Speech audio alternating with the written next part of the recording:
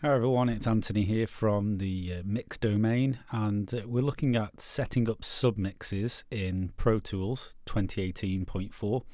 This is the latest version I just installed yesterday. So just thought I'd show you how to do this. It's really a beginner's guide, if you like, to setting up submixes. So the way you would do this is you select the tracks that you want to create a submix with, for instance all of the drums. So if I select all of those here, let's say I wanted all of those tracks into a drums submix, I would literally click on the output, go to bus and select drums. So you're probably thinking, well, how do you get all of these already preset like this?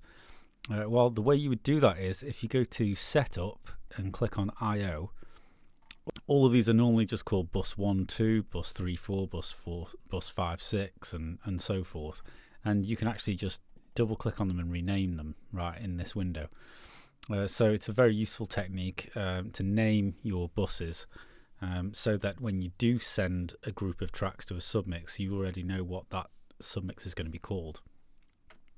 And then once you have sent to the submix, you would then create an auxiliary. So for instance, down here, I can go to new tracks dialog, create a stereo auxiliary there, and change the input of that to the bus that I sent to, which was drums here. So if I click on drums now, you'll see then the input there is created for this submix. Then all that's left to do is call the track drums like this. And then now I can control all of those tracks that I sent to this auxiliary with just a single fader. So I can control them from this fader here. Okay, I'm not going to do that because obviously I've already got my submixes already set up, so I'll get rid of this now. But I just thought I'd show you the process of doing that.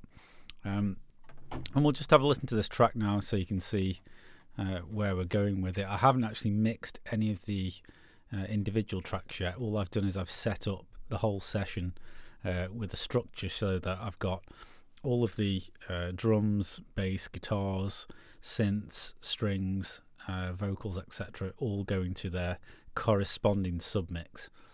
It's just a very quick way to solo or mute a certain group of instruments without having to create groups over here.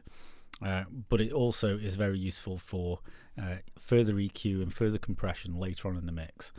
So you can see I already have all of these plugins on these submixes so that later on in the mix I can then apply further compression and EQ for further gain staging. So let's just have a listen to what we have so far. The less we say about it, the better. Make it up as we go along. Feet on the ground.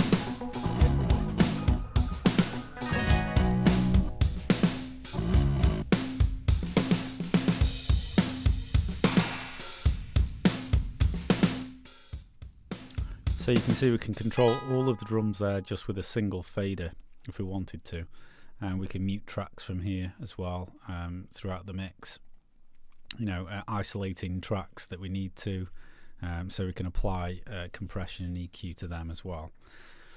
So that's a very simple way of setting up submixes in Pro Tools. You can then obviously send or output all of these submixes to a mix bus fader, which I have already set up here, which again could have some stereo compression on there or EQ on there to kind of finalize the whole mix. So I hope you found that useful, and I'll see you on the next tutorial. Thank you very much for watching.